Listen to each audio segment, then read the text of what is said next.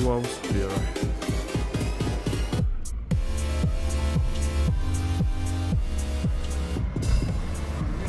The enigmatic ex-monastery of Desierto de los Leones, a haven of history, hauntings, and hidden beauty. Nestled amidst the lush greenery of the Desierto de los Leones National Park, on the southwestern outskirts of Mexico City, lies the ex-monastery of Desierto de los Leones. 22 pesos. This captivating 17th-century Carmelite monastery, shrouded in a veil of history, mystery, and local folklore, transcends its designation as a mere historical landmark. It's a place where serenity and solitude intertwine with architectural marvels and whispered tales of hauntings. This way? This essay delves into the multifaceted story of the ex-monastery, exploring its origins, architectural significance, and the captivating legends that have become woven into its fabric.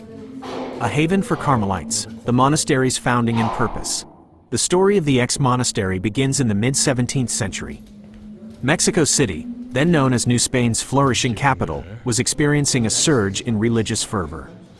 Monastic orders sought havens for contemplation and devotion outside the bustling city.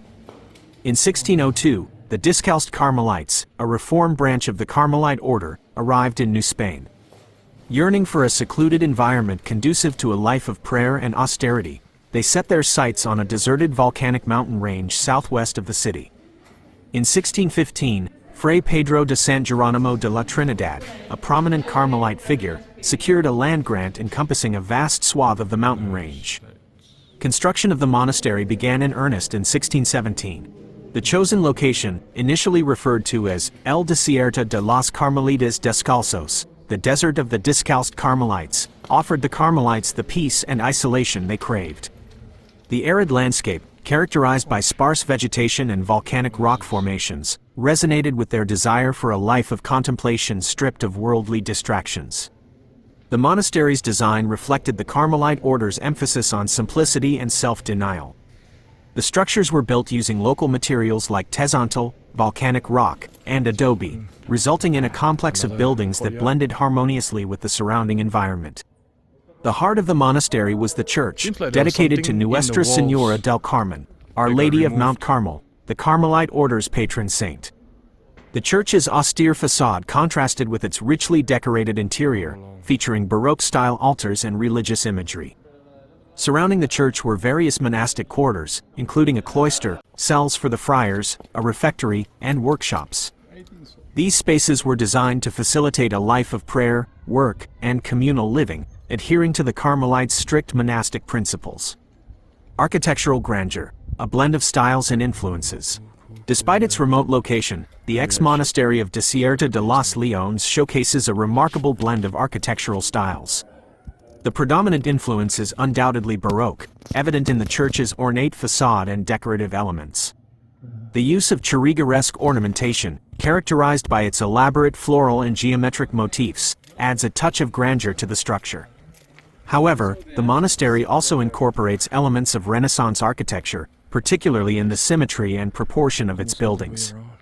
This fusion of styles reflects the artistic currents prevalent in New Spain during the 17th century.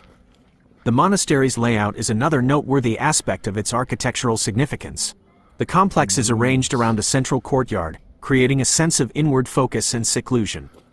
Corridors connect the various buildings, allowing for easy movement within the monastery while maintaining a sense of enclosure.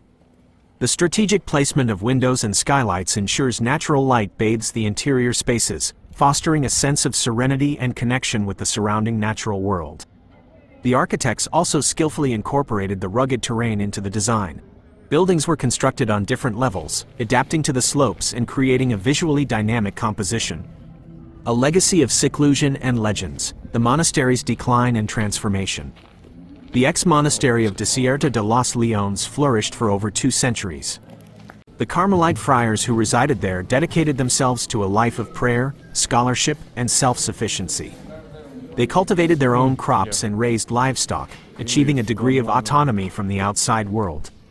However, the monastery's fortunes began to decline in the late 18th century.